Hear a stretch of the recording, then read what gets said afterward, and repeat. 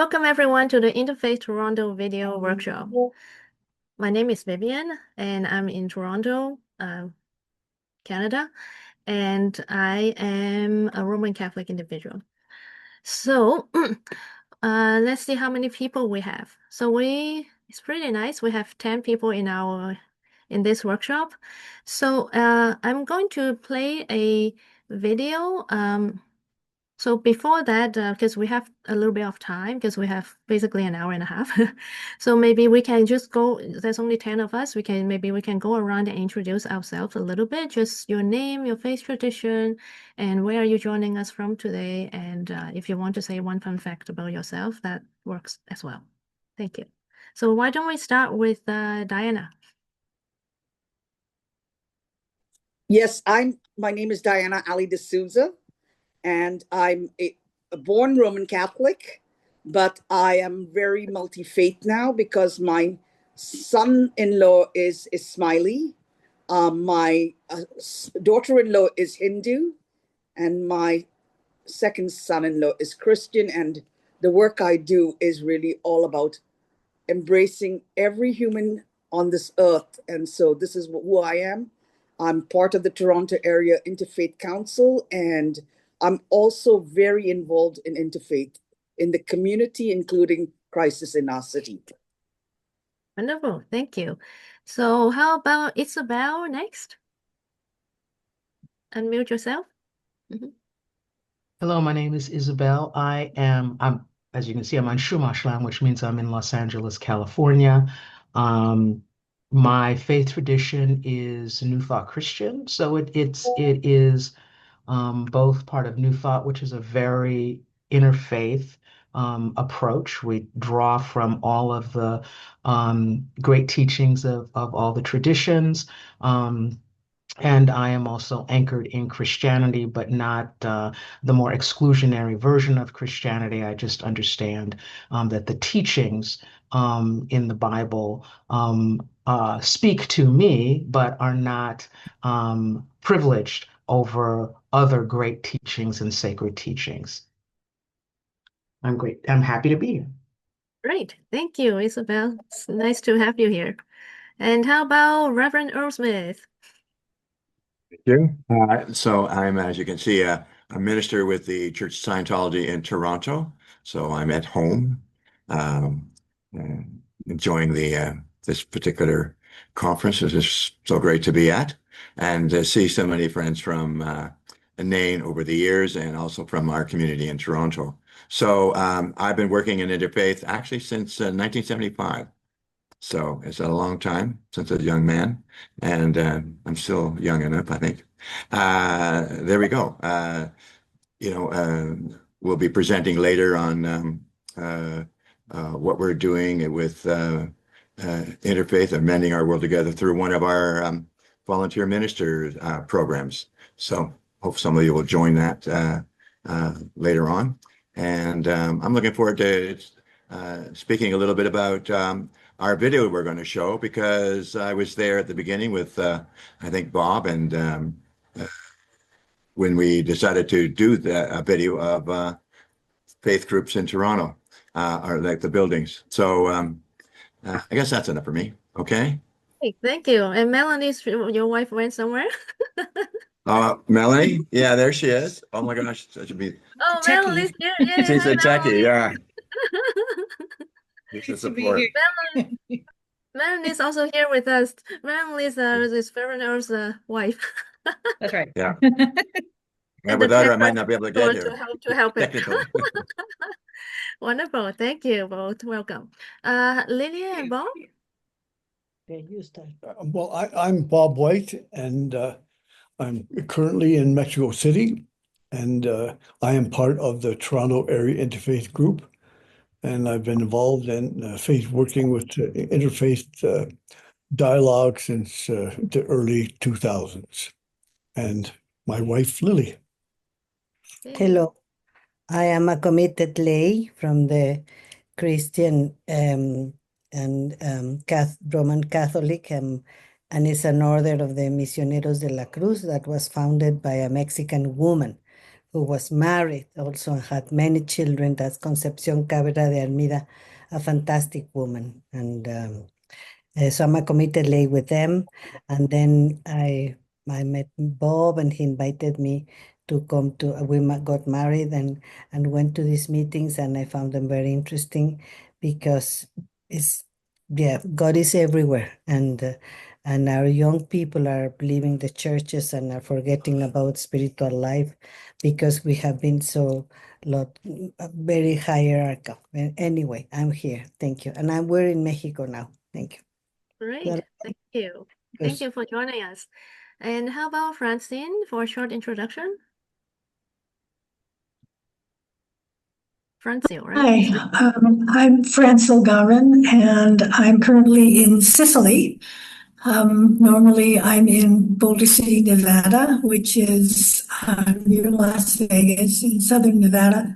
I work with the Southern Nevada Interfaith Council, and currently I am producing worship services.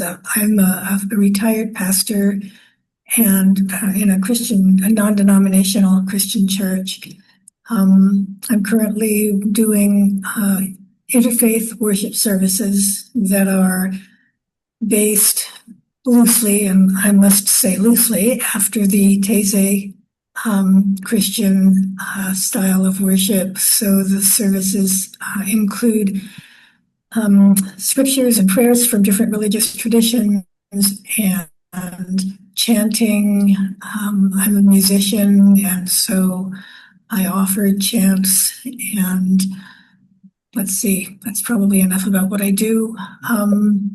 Fun fact, I love chocolate. Hey, who doesn't, right? Thank you. How about Joshua? Hi, everyone. It's nice to meet you. I'm Josh Plansky. I'm the Director of Engagement for an organization called Interfaith Photo Voice. We use an arts-based approach to interfaith engagement, and we have art exhibits and what we call photo voice projects all over the world. I'm based in Grand Rapids, Michigan, and I'm Catholic. Wonderful. Thank you. Yes, very interesting organization you have. And by the way, Interfaith Photo Voice is going to have a Zoom room at our NAIN Marketplace. If you want to learn more about that, make sure to drop in later today. And John Pinter? John? Good morning. I'm John Pinter. I'm the director of United Religious Community in St. Joseph County, which is South Bend, Indiana. And looking forward to, I'm going to be in and out. So you see my camera go off. We got a lot of action. I'm at my office today, and we have a refugee resettlement program that'll see folks coming in. But good to be with you all. Wonderful. Thank you for joining. Is it Juan Lewis? Yes, it is Juan Luis Suarez. I'm joining you from London, Ontario. I'm a first-year student of the Masters in Psycho-Spiritual Studies at Emmanuel College, the University of Toronto. Catholic upbringing, exploring the Buddhist faith in the Masters. Very happy to be here. I will also be in and out because of local obligations. Of course, understand. Thank Thank you. And Father Damien? Hi, good morning. Well, I've been engaged in interfaith activities for a number of years, most especially while I was the director for ecumenical and interfaith affairs for the Roman Catholic Archdiocese of Toronto, where we were able to establish the Toronto Area Interfaith Council, which is an active group that continues to try and facilitate and to assist in the activities that can take place on an interfaith level. And I believe, and my church believes, the Roman Catholic Church believes, that really the interfaith is not a choice that one can just arbitrarily make, but is an obligation now that one must necessarily assume. And I think from a Roman Catholic perspective, that's well supported. And so I feel a sense of obligation, quite frankly, to be engaged as much as possible in moving forward with the interfaith activities and the present need, which continues to increase, not only in Canada or in Toronto, but throughout the world, really, quite practically. Anyway, enough for now. Wonderful. And you're joining us from? Oh, sorry. I'm joining you from, well, many people don't even know where I am, even if I tell you. I I'm on do. Breton Island, which is in the Oh, province of Nova Scotia in Canada. So it's a wonderful. great tourist area for Yeah, people who are so inclined. beautiful place. Thank you, Father Damien. So, Father Damien, Okay, thank you. Are you able to see us now? Yeah. Yes, I can see you. Yes? Yeah, I Okay. can see it. Good, Yeah. good. If you want to turn on your camera, feel free. Okay, and so I who don't else? know how to do that. How do I do that? At the bottom How do I of the turn my camera? At the bottom of the screen, there's a button says video. If you click on that, the camera will be on. Oh, okay, that's on now. Yeah. Okay. Oh, it's actually not. We still don't But see I'm you. not on. I don't see myself. No, I don't know why. Oh, There's an yeah. image of me up in the right-hand corner. It says my name. Yeah, that means Anyway, yeah, that's okay. Okay, so Reverend Rowan? Hi, I don't have a stand for my iPad, so that's why my No video's off. worries. Um, Hi, I'm Reverend Rowan. I'm on unceded Tamian land in San Jose, California, and I was first introduced to NAIN at the 1993 Parliament of the World's Religions, and have been involved pretty much ever since. I've been to many NAIN Connects, and I'm on the board of the Silicon Valley Interreligious Council. Is there anything else? No, I think this is good. Thank you for joining us. And I guess going back to me, I guess my introduction is a little bit too brief. I guess I'll reintroduce myself. My name is Vivienne Bock, and as I have well, I been in interfaith and ecumenical interfaith work for many years now. Ever since I was actually working in the bank and studying for the Master of Divinity. And I was also, as Father Damien, like Father Damien, I was working in the ecumenical and interfaith office for a number of years when Father Damien was the director. So Father Damien is my boss. yeah, wow. So yeah, it's a best boss ever. And yeah, and I continue to really love to be engaged with people from different faith traditions. So I continue with ecumenical and interfaith work now as a volunteer, and even though I'm not working for that anymore. And I started a group, interfaith group called Interfaith Circle, which is an international group. We meet mostly online and sometimes in person in Toronto. It's a group that we strive to build long-lasting and mutually supportive friendships between people of different faiths and some with no faiths through dialogue, prayer, and service. Okay, so Interfaith Toronto video. So we're going to play this video for you. So you will see a drone video which showcase different parts, different places of worship in Toronto, and then in between it will be us some of the interfaith leaders in Toronto talking about the interfaith movement or scene or experience and the interfaith history of Toronto. So this was done in around 2018.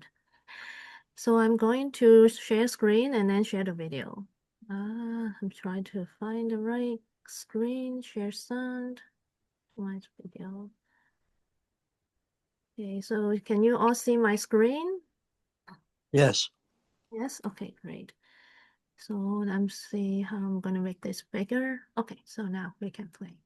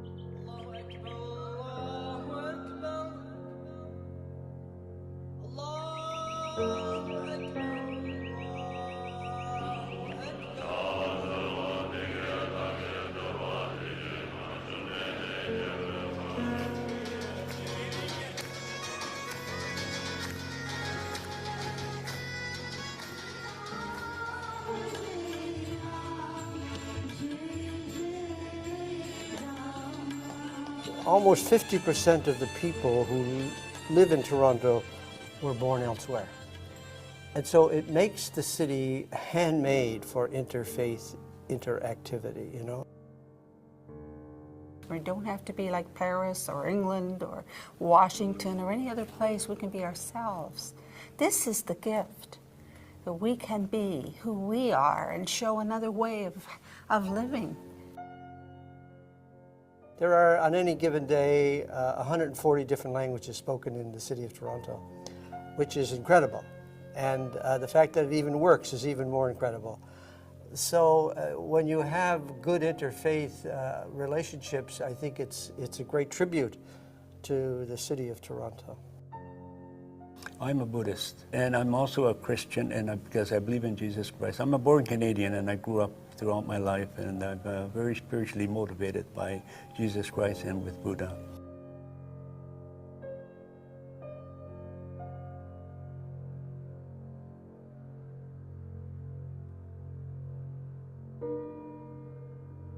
As God said in the Quran, we create mankind for the reason to know one another deeply and interact and serve one another, because one community should know the others and feel the pain and suffering, and also share the joy and the happiness together.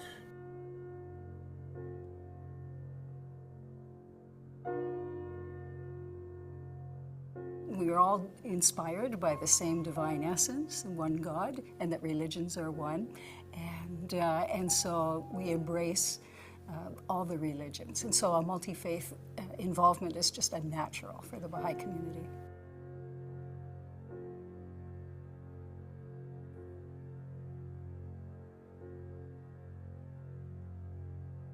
There's actually a 120-year-old history, because in 1893, the first World Parliament of Religions in Chicago had Torontonians there, and it's the year the first interfaith organization was formed, and Canadians were involved in that.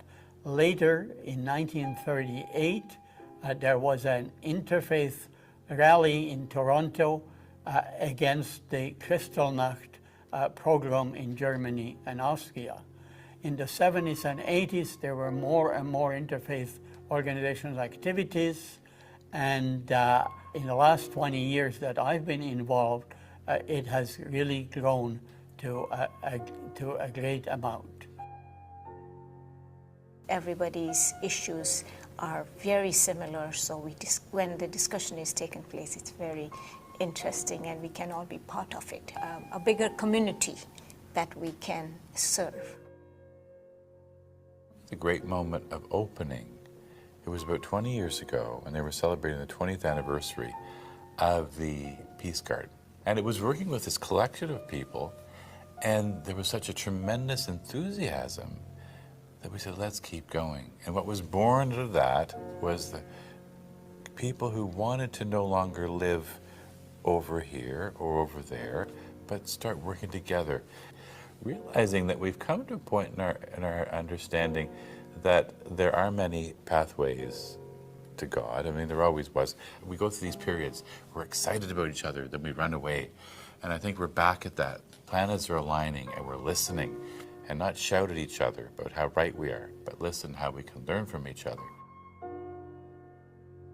And perhaps when we think of what happened with the ice storm, and one of the great moments was when Baruch Freeman Cole, Rabbi Beth Tzedek, emailed me on Christmas Eve, or Christmas season, and said, our synagogue is open. We would like to invite any Christian church that needs a place to come and celebrate Christmas. And I shared that with the group and reminded them. And most people would say, wasn't that a nice thing? No, this is more than a nice thing. This is a profound moment of grace and compassion.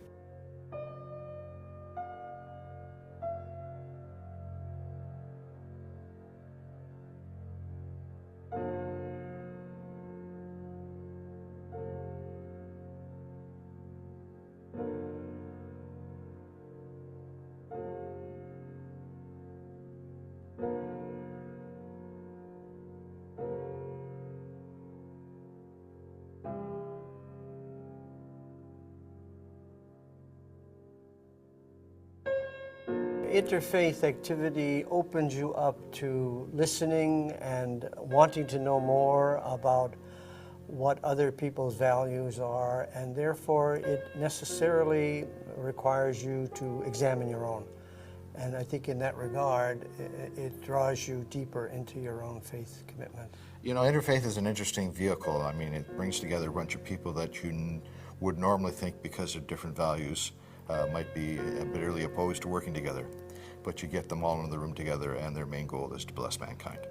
You can see the essence of the religions all being the same, the people having the same belief and concern about humanity and caring for them, and that our responsibility and service to them is of the ultimate importance.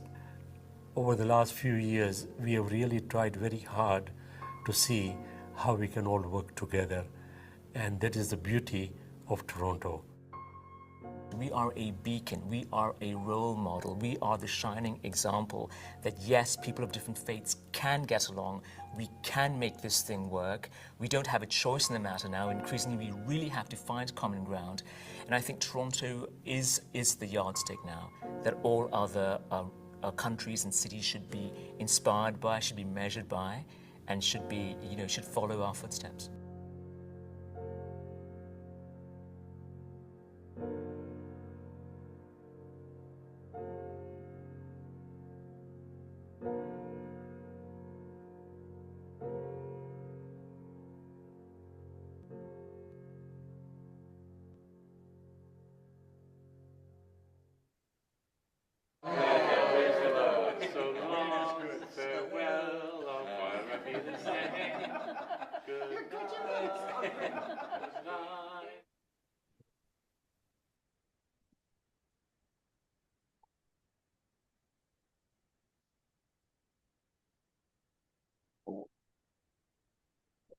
Right.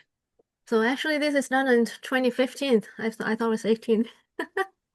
So welcome back, everyone. I hope you like the video that we've created. So give you a little bit of history of how this video has come to be. So back in 2018, when the Parliament of the World's Religions, the largest interfaith gathering of the world, so many of you might probably been to different ones. And they come to Toronto in 2018. So in preparation of that, we created this video. It's Interfaith Toronto, an overview of the interfaith places of worship, and also the interfaith scene in Toronto. And from that, actually something really good came out. So from that, we were able to, Chanda, who's unable to join us today, so he's actually able to convince the Metro Toronto Convention Center, which is pretty much one of the largest convention centers, and definitely the most famous one in Toronto, in downtown Toronto. So he's convinced them to actually give us to use the space for free, and which is like 90,000 or something. I can't remember exact number. So that's what it is. And I'm just going to try to see if I can find his writing, so I can tell you a little bit more about what he has done. Okay, so Inception, Chanda was privileged to have covered 75% of the cost actually for the drone this video project, and to the assets, and he secured the access to the different site locations that we have. It was shown in the video, and and then he was invited to join in the special gala event jointly hosted by Toronto Tourism and the Metro Toronto Convention Center Leadership Awards, able to convince the Metro Toronto Convention Center to give us access to the full 900,000 Tourism Development Fund to host the Parliament free of charge. So, sorry, I'm waiting for an important phone call. So, Father Damien, would you mind taking over and just ask everyone to share the interfaith in Toronto? Thanks. Well, yeah, it's always been my impression since my time there that, the experience of interfaith activity in Toronto really is a model in many ways for other places places around Canada. Sometimes people are afraid, I think, to engage in interfaith and to sort of cross those boundaries of other people's faiths. But once it happens, and once people begin to engage and build trust and respect, and that we're not there at all to convert one another as much as we are to support one another. And so maybe some of the areas in which you live, you could talk about your own particular local interfaith gatherings and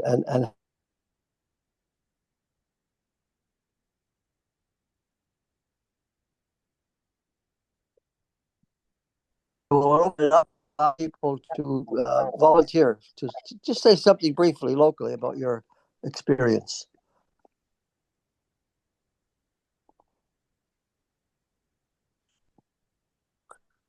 You cut out for a bit there. Sure, I think you were asking for volunteers to talk about what they're doing in their local areas. Yes. Okay. I'll just be brief, and then I'll also have to say it's coming up to the evening time here in Sicily, and I'm going to have to sign off after a little while.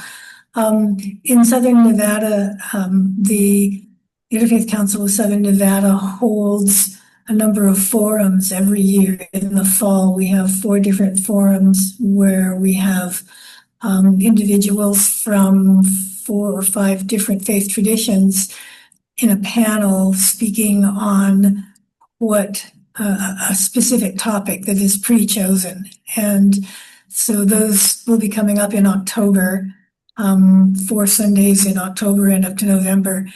And it's attended by 100 to 200 people from the community. And so we get a chance to share perspectives on different topics from some of our different faith traditions. The other little piece of thing that's going on is we have an interfaith contemplative center where we encourage people to come and share contemplative practices. This is where I hold my worship services on a monthly basis or on Zoom. And the first one will be next week, and we'll see how that goes. We'll see. Anyway, and I guess that's some of what I know that I'm involved in the Southern Nevada area. And that's it. Well, thank you very much. It sounds very exciting, quite frankly, and indeed very interesting. And I would say if there's anything of particular importance that you'd like to share with us as an ongoing thing, just stay in touch with Vivian and offer her whatever you might think is important. So thanks again. Next. Thank you. Sure, go ahead. Yeah, maybe I can say. Okay, go ahead, Rev. Okay, just to add to Father Damien, I mean, we've been working with together actually, thankfully, some years prior to help build us up to be able to even put this video together and then bring it to a world parliament. And I have to thank, so many of our members that helped put that together. Bob, Father Damien, Zul Kasamali was our chair at the time, and many others actually. Chandrakana, he's not here today, but Vivian, you were around. I was around. Yes. So we had a big. It was a big deal to have the parliament there, and also it was a great privilege to be able to organize ourselves to actually put that together. It was, when I look back on it now, it's like, wow. Did we do that? I mean, it's like, whoa, would we do it again? Hopefully. It's a lot of work. And but a great joy when we put it all together and we were there at the Parliament and interacting with each other. And I think that's one of the beauties I find in both the NAIN Connects that I've been to over the years since, near the beginning. to midway, where finally my church was formerly a part of NAIN in 2000, 2001, and then an ongoing NAIN Connects. These sorts of things bring us together and help us. We see that I think we may have different terminology. We have, I think, the same kind of values that we wish to see in the world today, and we're working on that. And sometimes we can actually work more together than apart, and it gives us a better feeling of comradeship, fellowship with each other, that we can change the world and put it on a better path than what it's currently going. Okay, well, that's me. I think Diana, you wanted to say something. Well, I'll share a little. I come from Mumbai, Bombay, India. I've traveled to London, England, to Guyana, South America, and now to Canada for 5 decades. And I guess my life has been surrounded by individuals from every background, practically, and every culture. And I grew up with parents who really taught me to embrace not only poverty, but everyone, and particularly the downcast. In my case, I live up in the Himalayan mountains 6 months a year, and I support the most marginalized indigenous populations. And I won't go into Canada as much, but I'll go into the Himalayas because this has been my 13th year, and I've lived in for many years in a seminary. And that seminary actually focuses on interfaith because they have to go into the downtrodden areas across India and work with individuals from different backgrounds, Hindus, Muslims, Baha'is, name it. So I think one of the things for me is that through Toronto Area Interfaith Council and in the city of Toronto, because we have so many wonderful organizations.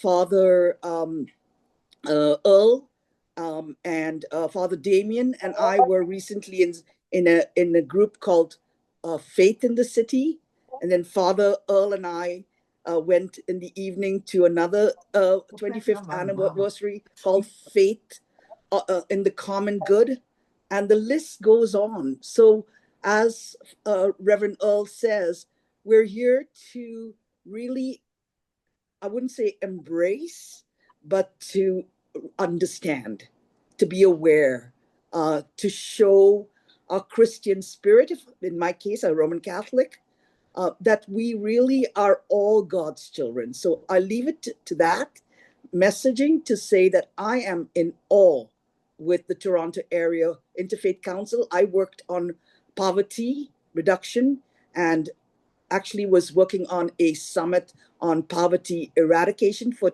TIAC. And it really showed me between Vivian and Bob here and Zul and so many others that the passion they have. They are my mentors and my gurus, and I am learning tremendously from them. Oh, thank you, Diana. Sorry, I had to step out for some important phone calls. So did you guys talk about that the video was also played at the mayor's breakfast?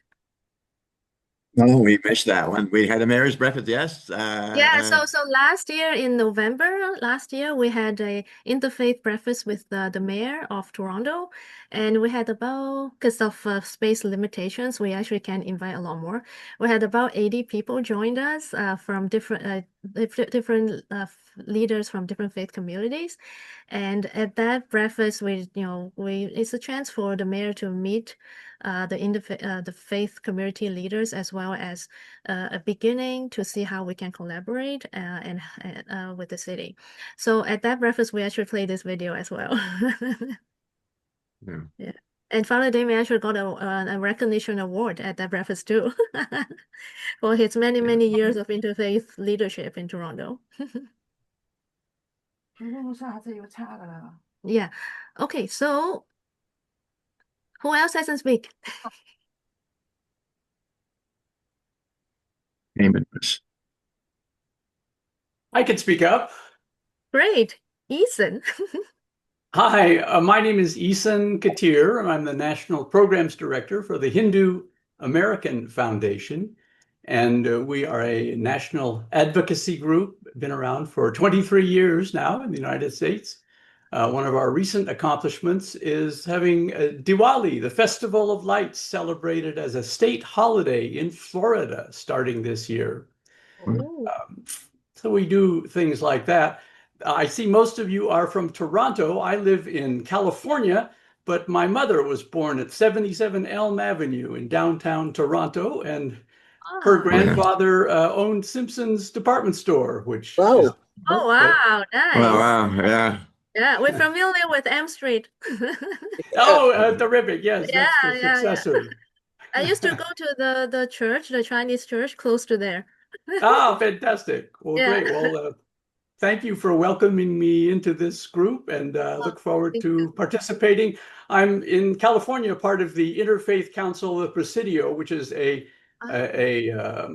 interfaith group, but it's of leaders of other interfaith groups. So it's an interfaith group of interfaith groups. Oh, And that's very interesting. we'd be happy to liaison with what you're doing and let you know what we're doing too. Yeah, So, that happy would be to be great. here. And you did register Yeah. on Ticket right? For this event? I'm sorry, what was that? You did register on Ticket Tailor for this event, right? I did, yes. Okay, so I will have your email address so we can connect with you. Oh, good. I'll look forward to Later that on, time. yeah. And it's with your name, right, Ethan?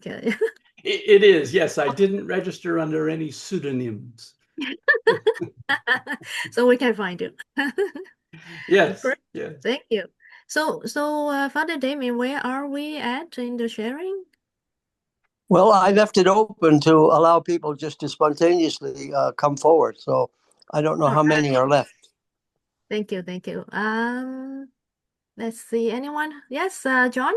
I could speak really quickly. I don't know what our time thing is, but and I'm going to have the chance tomorrow, I believe, and I forget what time, with United Religious Community in South Bend, Indiana, St. Joseph County.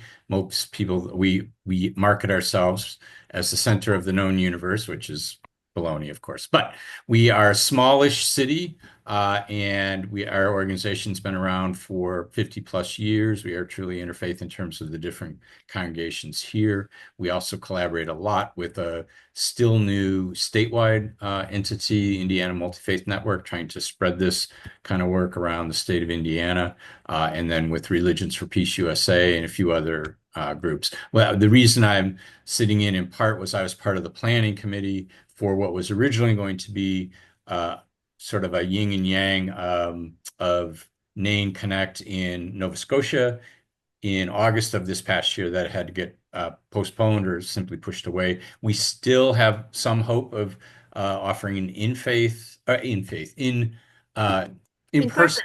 yeah, in person event next year. And the idea is we would look to see if we can pull together a conference that we would do regionally here in the Midwest, and then invite groups like NAIN and RFP to participate in, rather than call it a NAIN conference.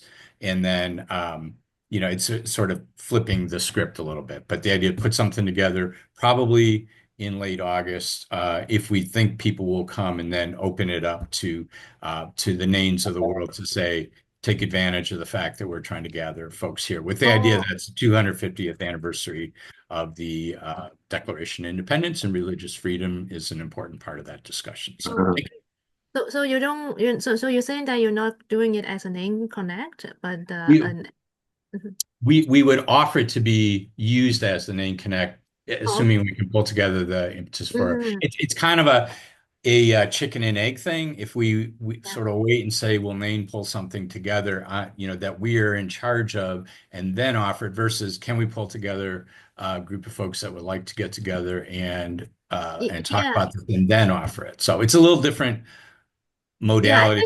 I think usually NAIN Connects are organized by the local communities, right? And then NAIN is the backbone to support. I think NAIN is ready to do that. Like the board has voted yes already, I think. we were set to do it in 2020. here, and of course, COVID knocked that out. So, Oh, and then when we were approached about redoing it again, we said we would like to participate in one, and so we were part of the planning group that was looking at doing it up in Wolfville, yeah, Nova I was Scotia. there too. Yeah, we'd like to keep that momentum going, Mhm. and hopefully a year out, it'll be possible. Yeah, that would be great if we can do it in your place. Yeah. Yeah. Yeah. So just that you know, NAIN is supporting you 100% behind you. Okay, so we're talking about how it's interfaith like in your city, right? Suzanne, do you want to speak? If you haven't already?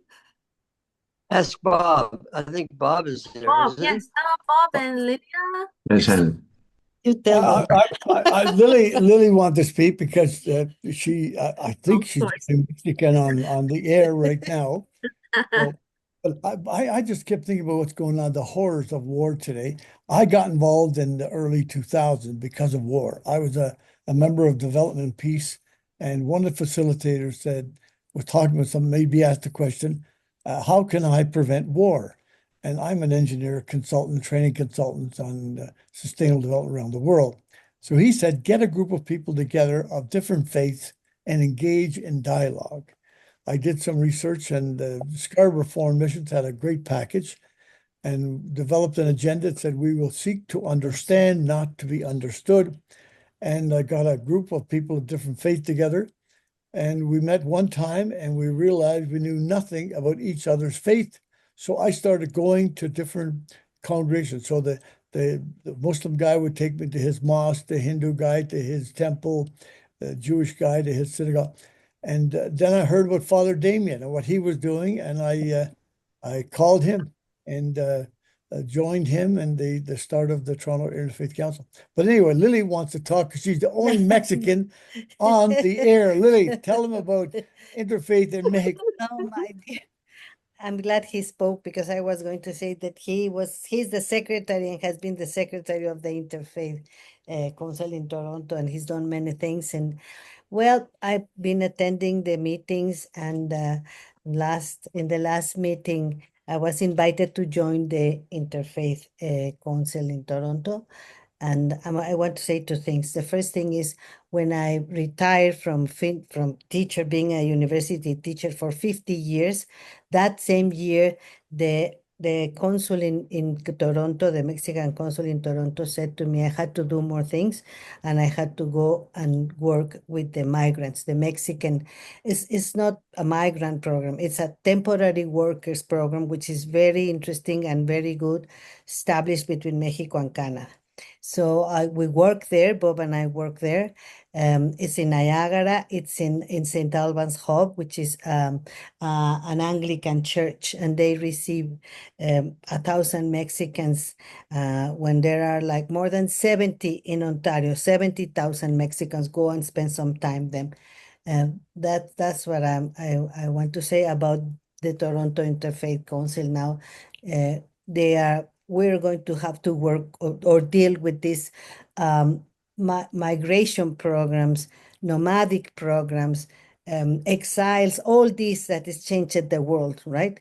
Who was the first person that had to emigrate, that had to leave before he was born? My Jesus Christ, right? He was threatened, the Virgin Mary, etc. Interfaith, I'm sorry. Now he's telling me about interfaith, but I want to say about interfaith in Mexico. And I think that Basu, the person that is the chair, Basu, he said he was Mexican. Yes, and he was. Juan Luis Suarez is Mexican. This is the only sort of, I think, Mexican names that I hear. I think it's actually his Buddhist name. Oh, I see. Yeah. Well, 90% of the Mexicans, we are Catholic, Christians, Roman. 10% are Anglicans or Protestants or the other Catholic, the other Christian, sorry. So that means that our interfaith, and also we have this phenomenon, which is syncretism. So we might be Roman Catholics. We might be. What we all are Guadalupanos. And some people believe that Guadalupe is an island in the Caribbean. No, Guadalupe is the miracle of the Virgin here in Mexico City, etc. I know you heard that. So interfaith, what is the interfaith in Mexico? Well, it's practically non-existent. I am the only one here. I don't know if Juan Luis Suarez is Mexican or who else is Mexican. And when I went to talk to my priests, which are that I told you, the missionaries of the cross, they say that they're all over the world, but no interfaith. So that is very interesting. And that's what I have to say. But for example, when the Pope came to Mexico, the Pope had to go through this cleansing ceremony that is pre-Hispanic. So we have a mixture, a big mixture of all these traditions that we have in our culture. And sorry, I have to write about this and prepare something because this is very interesting, and I would like because I have talked to many people here and they know nothing. When I talk to them about what we say in Spanish, ecumenico, because that would be the Spanish word for interfaith, ecumenico, and they say, oh, ecumenico. We are all ecumenicos, but that's not true. There's not this association. And Bob says it's enough, so I'll be silent. Thank you. Thank you very much for sharing this. It's very interesting, hearing about how Mexico, even though it's primarily a Catholic state, country, I guess, but it's still, it still have a lot of people who have a lot of different cultures and interfaith, And we interpret and live being Roman Catholics in a different way, right? And you can come here and see that. Everybody sees and say, oh, what are you doing, right? Okay. And the Pope had to say the first interfaith is related with truth and reconciliation and these things. And what I want to say, in the 90s, the Pope had to come to America and kneel down and ask for pardon and start this truth and reconciliation in our continent and all over the world. That's what I want to say. Okay? Thank you, Lily. The Virgin of Guadalupe is for everybody, and Jesus Christ and God is everywhere. And I love Buddhists and I love everything. Thank you very much. Wonderful. That's why we're interfaith. Earl? Yes, thank you. And I'll keep this quick, but I really want to give a salute to some people particularly in the Catholic tradition. First of all, Scarborough Foreign Missions, and particularly with Father Terry Gallagher, who's retired, but I still see him once in a while, and Father Lombardi, who passed away, because he actually was the first impulse for the Toronto Area Interfaith Council, which wasn't called that at that time. It was actually an idea of maybe the 21 people that went to the annual Peace Garden event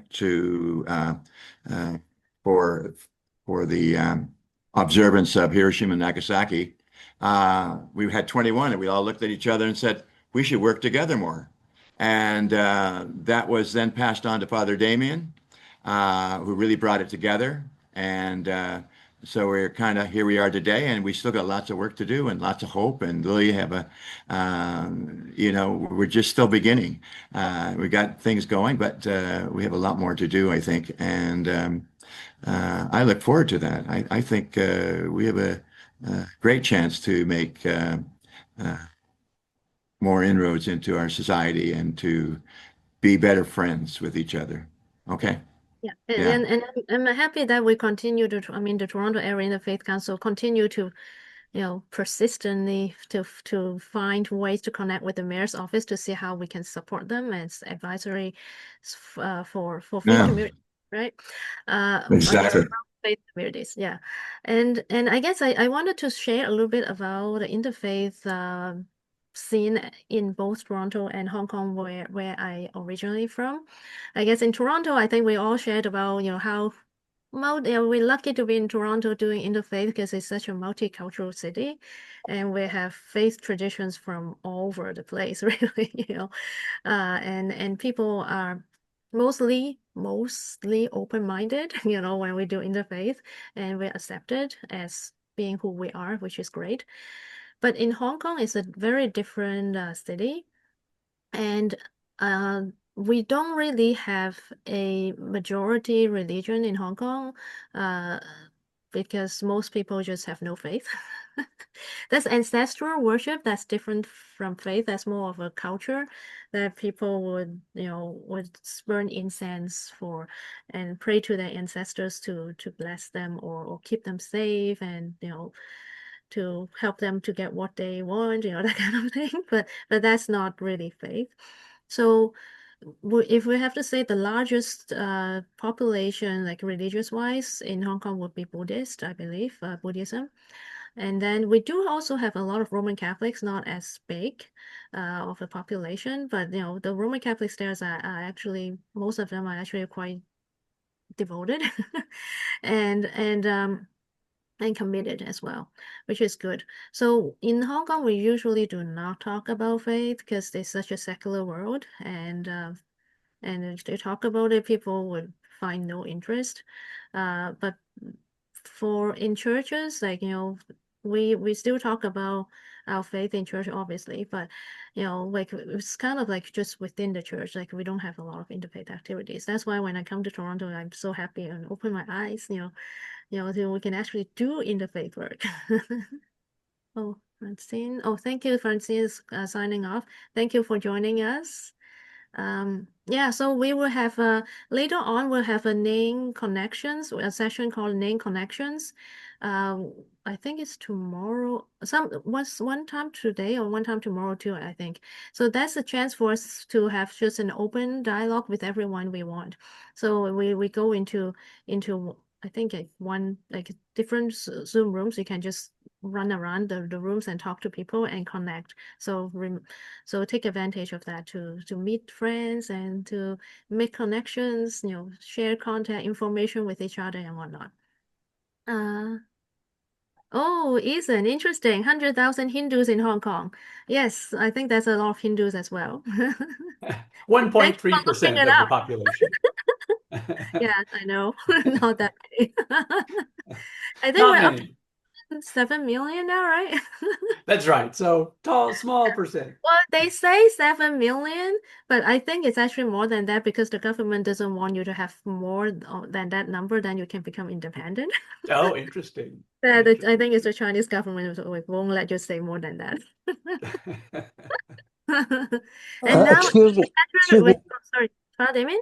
Excuse me, Vivian, I have to take leave, but I just wanted to express my gratitude and appreciation for all the participants and encourage them in their continued work. So blessings on all of you, and carry on for sure. And yeah, thank you. We'll talk again, I hope. Yes, thank you very much, Father Damien. for stepping in and leading and all. Yeah. Great to see so familiar faces always. Bye-bye. Bye, thank you. And you guys might notice Father Damien's voice is actually he's in the video too. Did you guys notice? Yeah, that's it. The first one speaking. My regards to our Mexican representatives as well. I say my regards to my Mexican representatives. I know them very well. Okay, take care now. Right. Thank you. Yeah, bye-bye. Bye-bye. Yeah, so where were we? I forgot now. Oh yes, because the Chinese government, like right now, what the new rules and regulations is actually pretty scary to practice any faith in Hong Kong now. This basically is about what they think that you mean. Like you can say something that totally doesn't mean anything harmful towards the government. Or maybe you're just expressing your faith or something, then they like it's about what they think that you mean. Like if they think that this is what you mean, you're trying to say something bad about them, then they will caught you and put you in prison, right? So that's why all these people are moving. Like a whole bunch of Hong Kong people immigrated to England, and then a lot actually came to here in Toronto as well, Canada, and I don't know, and then in the States, but Yeah, so it's difficult. And especially the ones with second generation, they don't want their child to be brainwashed. Because they are putting it into the educational system. So it's pretty unsafe there. Practicing religion. Gosh, hope you stay safe. Oh yeah, I'm in Toronto, I'm safe. Oh, you're in Toronto, so you're safe. Yeah. All right. Well, even though I'm originally from Hong Kong, but even though some people are telling me, like the people in Hong Kong, they're coming recently, I think, they were telling me they are secret police, coming to Toronto now from the Oh Chinese my government. God. I know, that's so scary. I did my field education in the Chinese Catholic Church, and there's a lot of people from China there actually come because of religious persecutions. And they, like, when we talk about the Chinese government, we have to talk about it behind closed doors, because they said, oh, they are these police, because apparently they're all very young people. Sometimes they're in universities, like your classmate or someone, and they get paid really well, and they're guaranteed job for life if they do it. So lots of people are Wow. doing it. Yeah. So watch out for Chinese students driving Lamborghinis, I guess, is the moral of that story. Oh, there's a lot of them in downtown Toronto now. I don't know what's going on.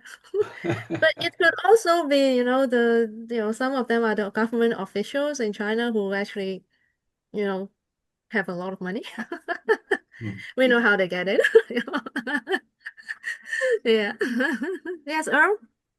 Well, and it looks like we want to have we want to pray that particularly the Chinese government would have a change of heart in the direction of and move in a different direction other than continuing to basically almost get rid of any religion, and because they're going to have to deal with the world at large, and we're composed of many, many religions.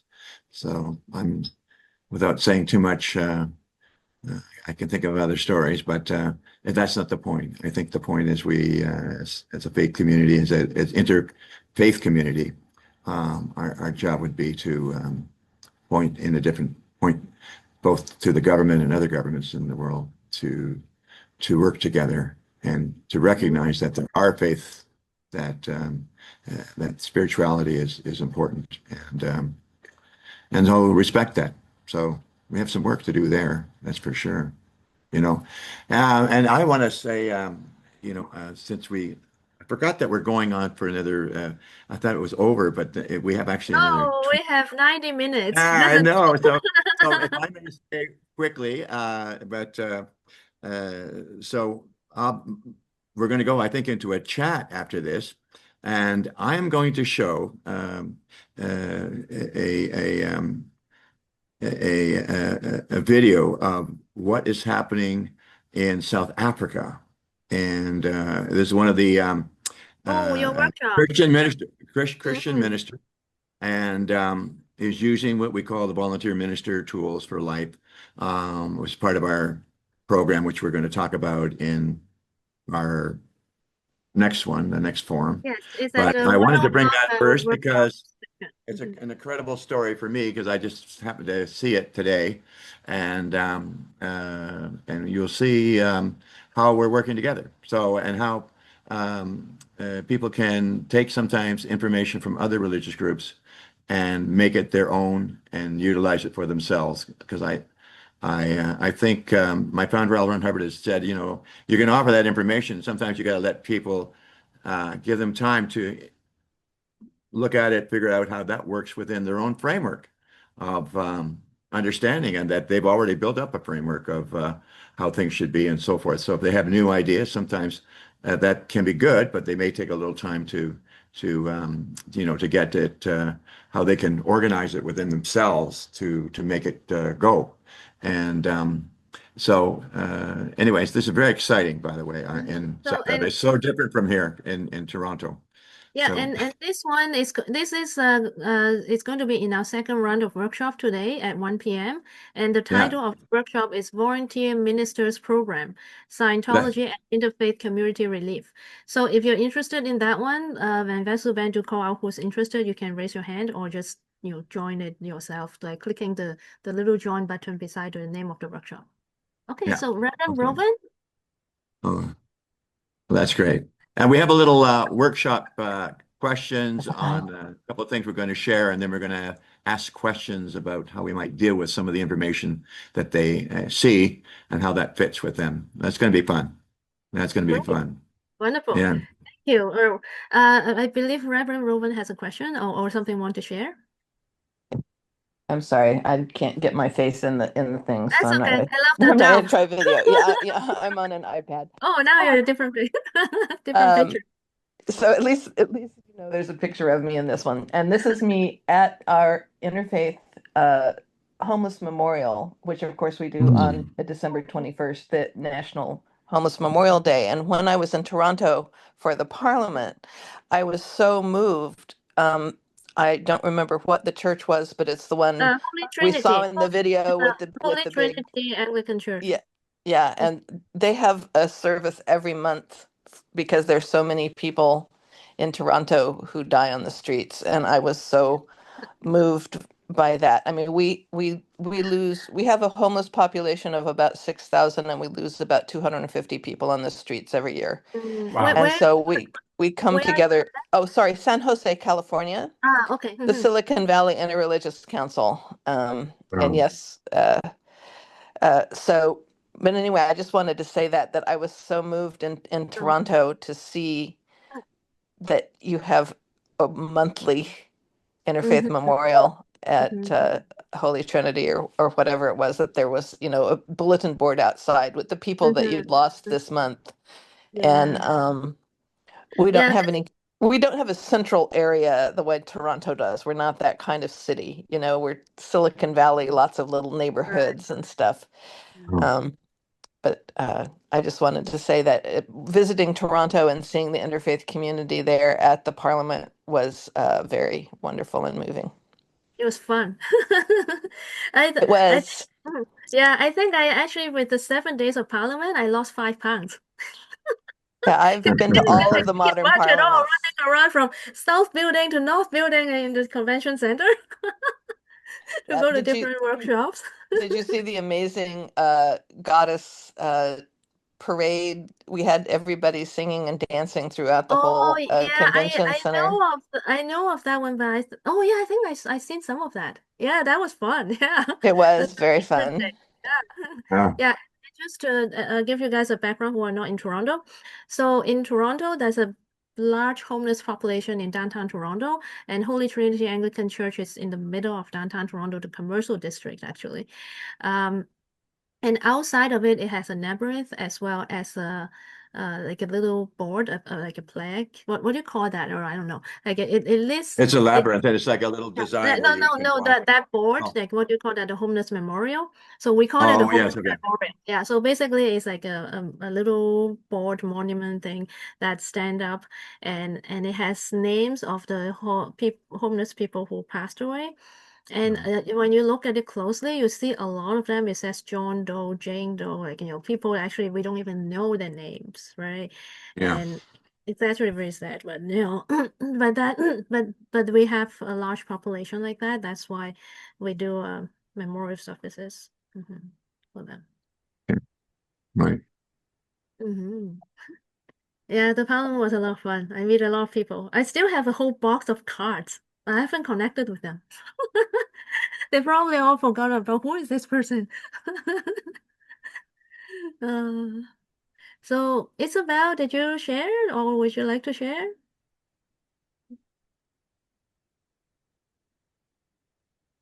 I haven't. I'm just listening.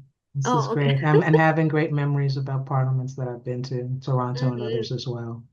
I can only afford to go to one, unfortunately, which is the one in Toronto where I live. The other Well, ones the other are one I'm thinking about was here in the States. So it was in 2015? What was it? And I'm thinking in Mormon. Salt Lake City? Yes. Yeah. Salt Lake That City, one. yeah. Yeah, I was That there. one was there. Yeah, that was great too. Yeah, the parliaments, you know, the register, even not thinking about traveling or the accommodation, but the registration fee by itself is so expensive. It's crazy. Well, Yeah. I went to the one in South Africa in 1999. That was That one in was South really Oh, opened wow. my eyes to there were so many other faith groups I didn't know existed. Mm. You go down there, and there's wow, that's a lot.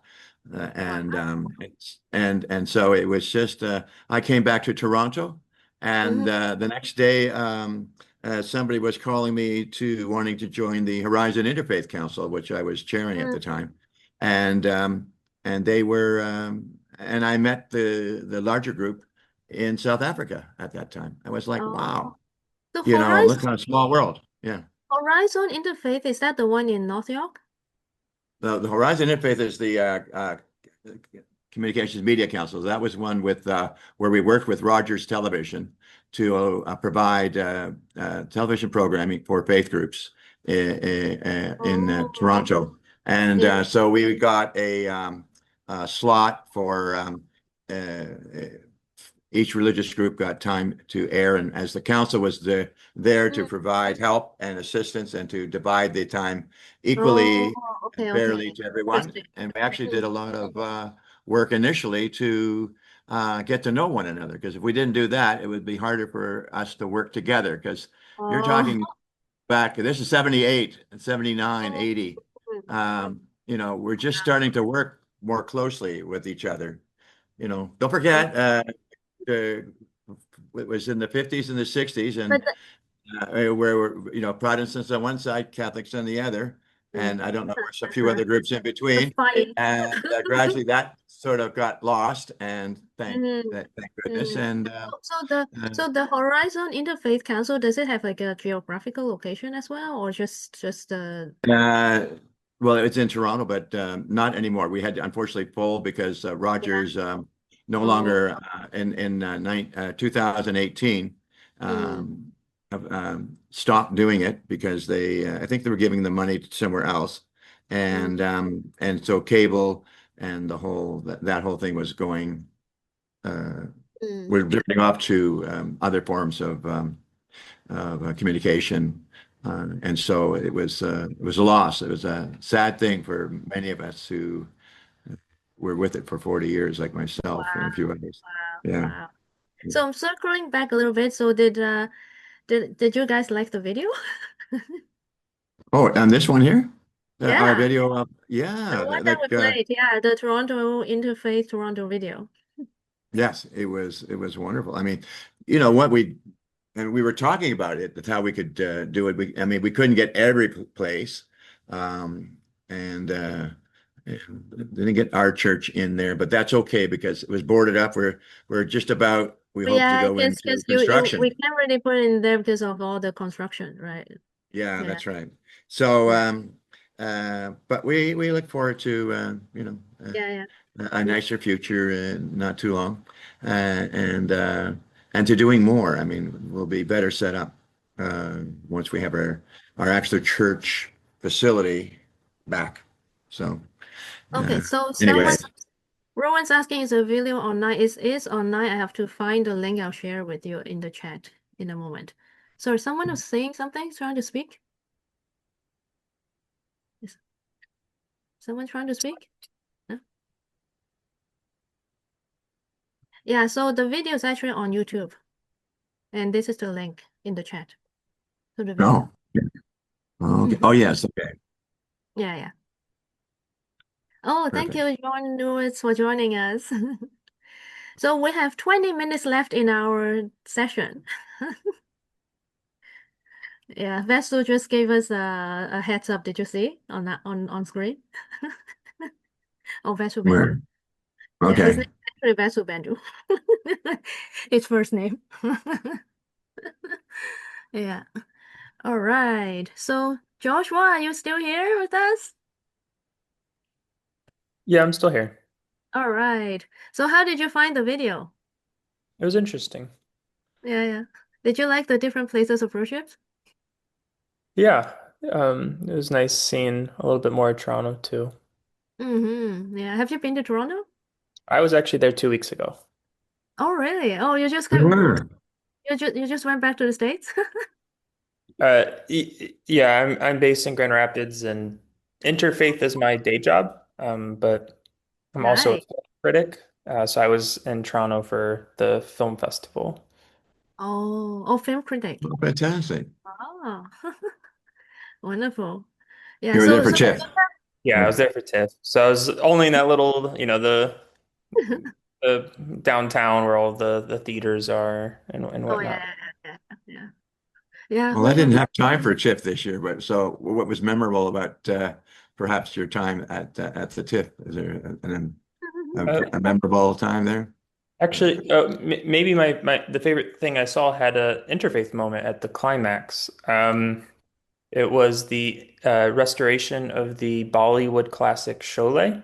Oh, okay. And there's a moment at the climax where a Hindu woman escorts a mourning Muslim man who's also blind to the mosque for his prayers.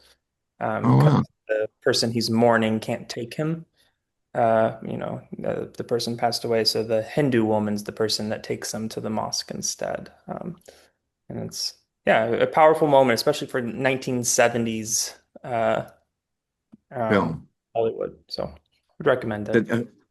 So was it restored or something? Yeah, The it film was just restored, but it's Or- basically, I mean, it's as popular. It's the Star Wars of India, in terms of its popularity. Yeah, Isan's on and nodding. I think I saw it, Yeah, but that would be back at the isn't it Toronto's shared? Theater on Gerrard Street is when I had a couple who were working at Interfaith, Moin Munadeen and his wife, Talat, and she was Muslim and he was Hindu. So they took me to see a film, which was I might have been that one because it was about a Hindu woman and a Muslim person. Yeah, it was quite a moment. Joshua, could you say the name of the film again? Sholay. I just Sholay, yes. In the Like chat. SHO or something? SH? SHO. I see it. SHOLAY. I see it in the chat. Sholay.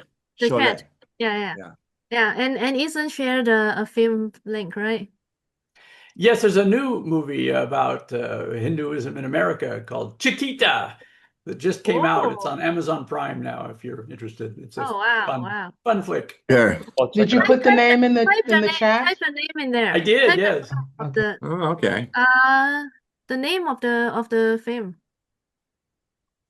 Oh, didn't I put that in there? Let's see. I only saw the. Oh, yeah, I didn't. You're right. Link. Sorry. The link, yeah. Yeah, the name of the film is Chiquita. All right. Thank you. Chiquita. Okay. Yeah. Now we get to film talk. Something fun to watch. I know, right? So going back to our topic, Joshua. Oh, Abigail came.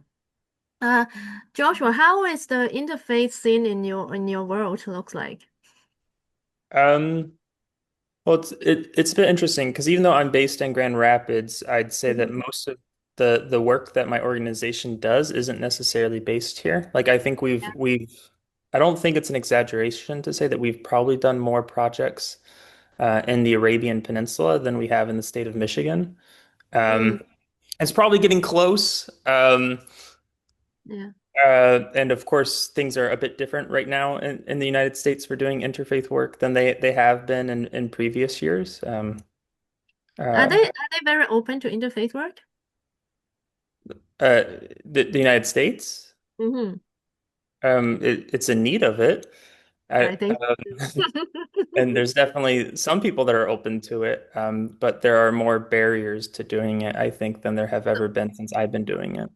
So would you say like more people are for it or against it or just neutral, like majority wise? I mean, it depends too on where you're at. In Michigan, how I'd say about where people you take are? for it. At least, I'm on the west side of Michigan. Only somebody on the call was from South Bend, Indiana. I'm only like 2 hours north of that. John Pinter. Yeah, he left.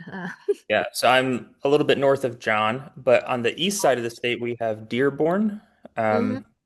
And Dearborn is the only Muslim majority city in the United States. Oh, interesting. So, in the suburbs too, and it makes it a fascinating place, and of course having Detroit and the border. But yeah, so the environment in Michigan is very different than it might be in Florida or somewhere else. Yeah, and you are Right. close to Michigan? I'm close to where? Michigan? Yeah, I'm in Michigan. I'm in a city called Grand Rapids. It's on the west side. Grand Rapids is like you find it easy to do interfaith work? Yeah, Yeah. To the extent that it can be right now. I mean, there's been like for instance, I think interfaith work here tends to be very grant dependent, and grants are freezing up because of the federal That's government why. stuff. So yeah, for the most part, it's open, but and then there's some places like in Florida where DEI work is now illegal, and sometimes Oh interfaith no. gets raked into that. Oh no. So it depends. That's difficult. Yeah. Yeah, I and recall Grand Rapids being, I think, had a NAIN, maybe not a NAIN Connect, but they definitely had an interfaith symposium at one point, about probably 15 years ago. But because I remember going to it, but yeah, it comes and goes. Sometimes we're not able to sustain it in a certain area, but there's been some presence there in the past. I know that. Yeah, I know Fred Stella. I saw that message. Fred is a part of the org that I think Earl is referencing, which is the Grand Valley State University's Kaufman Interfaith Institute. Okay. And then they have another interfaith group that's underneath of them that Fred's also like a chair of. And we work very closely with Kaufman, and they have like a triannual speakers series to like launch off the school year where they invite the big wigs of interfaith to give speeches. Like Ibu Patel's been there, and people like that. So that's probably what I imagine what you attended, because they're the only real university we have here that's doing anything like that. But they're the biggest, so they're the most important.